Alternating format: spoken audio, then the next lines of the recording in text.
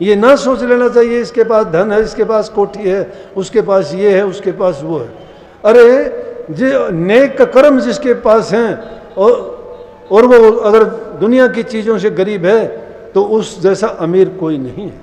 आप सभी को प्यार भरी राधा स्वामी जी। देखिए, जो आज का सत्संग का विषय है उसमें महाराज जी ने बताया, सच्चा इंसान वह होता है जो अपने शब्दों और कार्यों में ईमानदारी और अच्छाई रखता है। वह दूसरों के साथ सहानुभूति, समझ और सम्मान से पेश आता है। सच्चा इंसान अपने विचारों और व्यवहारों में सत्यता का पालन करता है और अपने सिद्धांतों पर अडिग रहता है। वह किसी भी परिस्थितियों में निष्ठा और ईमानदारी को नहीं छोड़ता और वह व्यक्ति अपने जीवन में सफल होता है। और साथ ही महाराज जी ने बताया कि जो व्यक्ति वफादार नहीं है, जिसके खून में वफादारी नहीं है, जो खानदानी नहीं है, वह इंसान किसी के लायक नहीं होता, वह इंसान कभी आगे नहीं बढ़ सकता। और साथ ही महाराज जी ने बहुत प्यारी प्यारी बातें सत्संग में बताई है। तो चलिए आपका कीमती समय लेते हुए सत्संग को शुरू करते हैं। कृपया इस प्यारे भरे सत्संग को पूरा सुनकर पुण्य भागीदार अवश्य बनिए।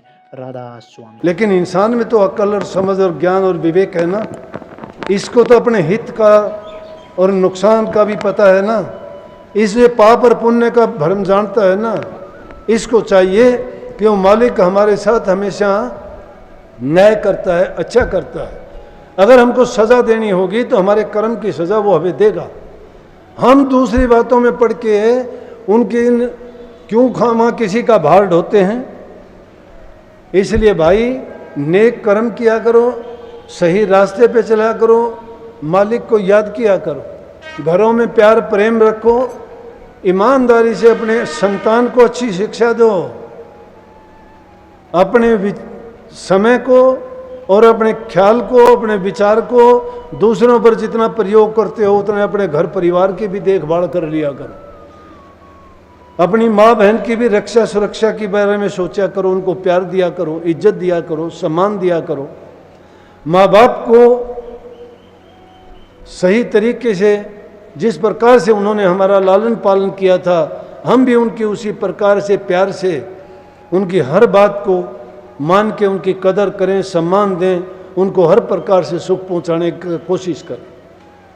मन से, वचन से और कर्म से अच्छे इंसान बनो। परमात्मा आपके पास है, दूर नहीं है। वो शुद्ध हृदय और पवित्र जो मन है उसी के अंदर परमात्मा का वास है। जहाँ दुष्टता है, नीच कर्म है, पाप कर्म है, सोच गंदी है, वहाँ उनके पास परमात्मा नहीं रहता। वो भक्तों के दिलों में रहता है। सच्चे और अच्छे काम जो जीवन में करता है वो इंसान यहाँ भी मान सम्मान पाता है। जब दुनिया को छोड़ के जाता है तो प्रभु के चरणों में भी उसको सदा के लिए सुख और शांति मिलती है और जन्म मरण के बंधनों से वो सदा सदा के लिए मुक्त हो जाता है। परंतु क्या है कि कई बार हालात ऐसे गुजरते हैं कि आदमी मजबूर हो जाता है और उस मजबूरी में सोचता है कि मैं कोई ना कोई ऐसा काम कर लूं, लेकिन उसमें भी संयम देखा जाता है। जब वक्त बुरा आता है उसमें ही आदमी की पहचान धैर्य की होती है। और जिसने जीवन में दया, धर्म, धैर्य ये कमाए हैं वो विपरीत समय में उनकी परीक्षा करके देखे।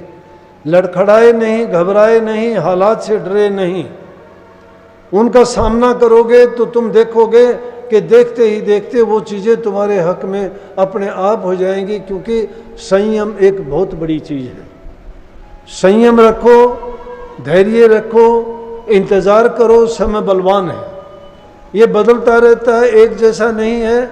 कभी धूप है तो कभी छाँव है, कभी दिन है तो कभी रात है, मौसम बदलते रहते हैं। उसी प्रकार से जीवन में ये उतार चढ़ाव, बुराइयां, अच्छाइयाँ, सुख दुख आते रहते हैं। लेकिन उनमें धैर्य रख के स्थिर बुद्धि से और मन में धीरज रखते हुए अगर हम उनको संभाल लेते हैं तो हमें उनके वो कष्ट नहीं उठाने पड़ते और उन दुखों से बच जाते हैं। अच्छा जीवन बिताने के लिए अच्छे गुणों का होना जरूरी है। कोई बात नहीं, सच्चाई को परेशानी बहुत आएंगी, बहुत आएंगी, हर प्रकार से। जिसकी कोई औकात नहीं वो कुछ का कुछ बोल देगा। क्यों? पता होता है उसको कि अच्छा आदमी पलट के जवाब नहीं देगा। और संतों ने तो कही भी है संतों ने तो ये कही है कि तू कहते को कह जान दे। अगर तुम्हें कोई कहता है तो कह जाने दे, उसको धैर्य रख। कहते को कह जान दे, गुरु की सीख तू ले। ये गुरु की सीख है। गुरु की शिक्षा ये कहते को कह जान दे, गुरु की सीख तू ले। साकित जन और स्वान को बावड़ जवाब न दे। साकित दुष्ट आदमी को और कुत्ते को बावड़ के जवाब ना दो। कुत्ता अगर तुम्हारी ओर भौंकता है, जवाब दोगे ज्यादा भौंकेगा, ज्यादा भौंकेगा और पीछे पड़ेगा। दुष्ट आदमी को अगर जवाब दोगे तो और दुष्टता करेगा वो। इसलिए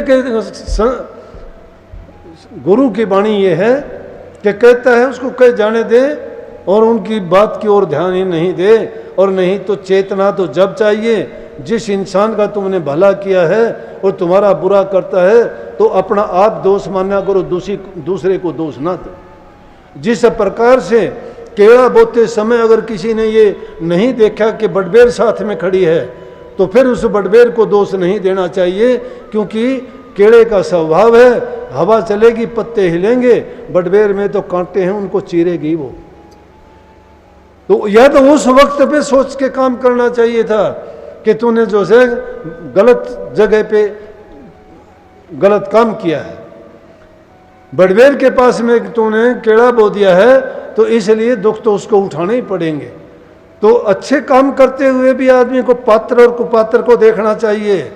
लेकिन ये बता दूं, पुराने ज़माने में जो हमारे बुजुर्ग संत फकीर महात्मा, उन्होंने जो बातें कही कि आदमी को खानदान जरूर देखना चाहिए। अच्छे इंसानों की पहचान उसके खानदान से होती है। ये ना सोच लेना चाहिए इसके पास धन है, इसके पास कोठी है, उसके पास ये है, उसके पास वो है। अरे जो नेक कर्म जिसके पास हैं और वो अगर दुनिया की चीज़ों से गरीब है तो उस जैसा अमीर कोई नहीं है। लेकिन दुनिया के पदार्थ जिसके पास अनाप शनाप हैं और जिनका कोई चरित्र नहीं है, जिनके नेक कर्म नहीं है, जिनके खून में नेकी नहीं है, उस इंसान से दोस्ती कभी ना कर लेना, नहीं तो धोखा खाओगे। और जैसे बालू रेत के बारे में कहा है ना कि बालू रेत को एक बार परखिए ना वो बारंबार, बालू ताहि किर करी जो सानो 100 बार। बालू को 100 बार भी छान लोगे तो भी उसका करकराट नहीं मिटता है। कहने का मतलब ये इंसानों पर भी लागू है कि जिसके इंसान में, जिस इंसान के खून में वफादारी नहीं है, जिसके खून में जो नमक हलाल नहीं है, नमक हराम है, उनके साथ तो कभी भी भूल के भी हित करने की सोच भी ना लेना, करोगे धोखा खाओगे। क्योंकि उनका कर्म ऐसा है वो कभी भी भले नहीं हो सकते।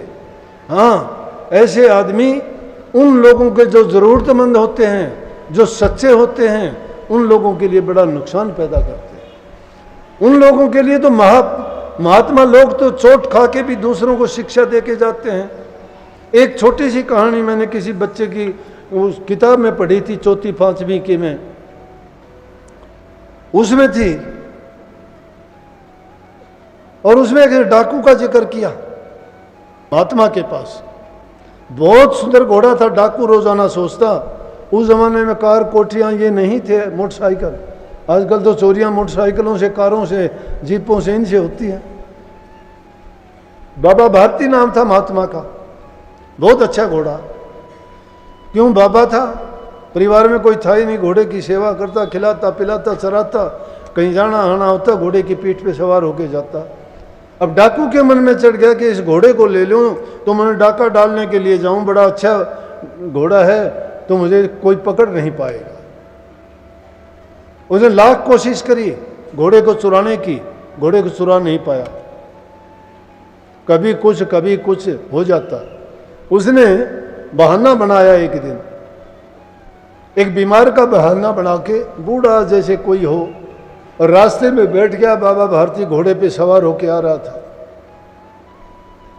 घोड़े पे सवार होके जब आ रहा था तो कहने लगा, भाई मैं बीमार हूं, मेरे से चला नहीं जाता, घोड़े पे बैठा ले। दया होती है महात्माओं में, उसके हालात को देख के कि बेचारा गरीब है, दुखी है, बीमार है, बूढ़ा है, इसको बहुत तकलीफ होगी।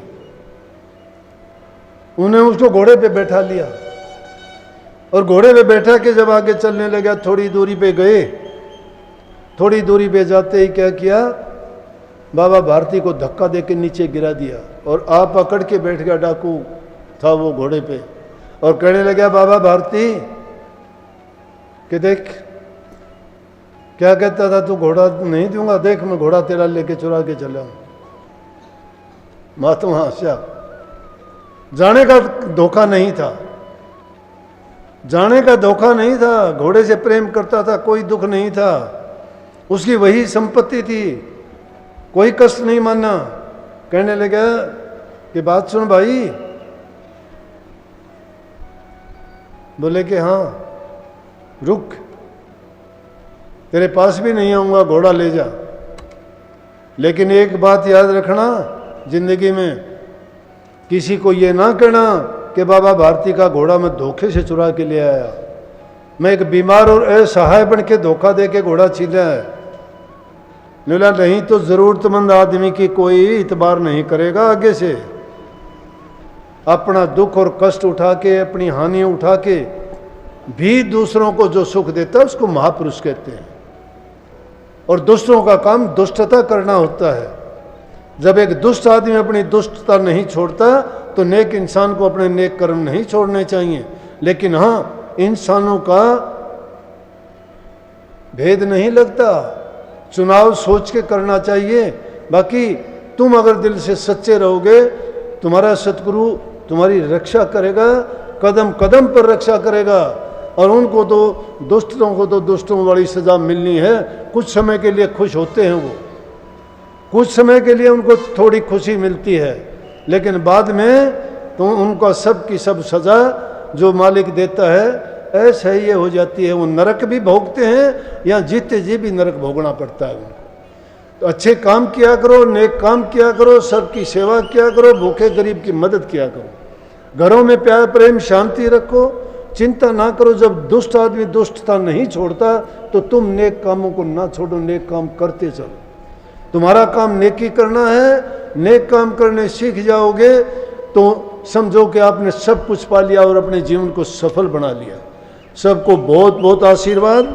मालिक सबको आपको सद्बुद्धि दे, आपके विचार अच्छे रखे, मालिक में विश्वास दृढ़ बढ़ाए और आपका जीवन सुखी हो और सब पर सतगुरु की कृपा बरसे।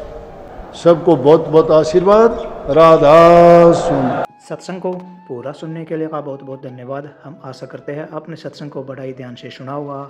तो जैसे प्यारी साध संगत जी, आपने सत्संग में सुना, महाराज जी ने बताया कि जिस व्यक्ति खून में वफादारी नहीं है, जो व्यक्ति नमक हरामी करता है, वह इंसान कभी किसी का सगा नहीं हो सकता। उस इंसान पर कभी भरोसा नहीं करना चाहिए। वह इंसान कभी ना कभी किसी न किसी मौके पर हमें धोखा देगा और हमें आधे अधूरे रास्ते छोड़ देगा। और साथ ही महाराज ने बताया कि जो व्यक्ति नाम का स्मरण करता है, उस व्यक्ति का मन और उस व्यक्ति का दिल किस तरह पाक पवित्र हो जाता है और किस तरह अपनी मंजिलों तक पहुंच जाता है। तो कृपया जो बातें महाराज जी ने सत्संग में बताई है, कृपया उन बातों को आप अपने जीवन में अवश्य उतारिए और अपने जीवन को एक नई दिशा अवश्य दीजिए। और साथ ही अगर आपको सत्संग अच्छा लगा तो कमेंट बॉक्स में राधा स्वामी लिखकर पुण्य भागीदार अवश्य बनिए। मिलते हैं जल्दी एक नए और बहुत ही प्यारे प्रवचनों के साथ। तब तक के लिए राधा स्वामी।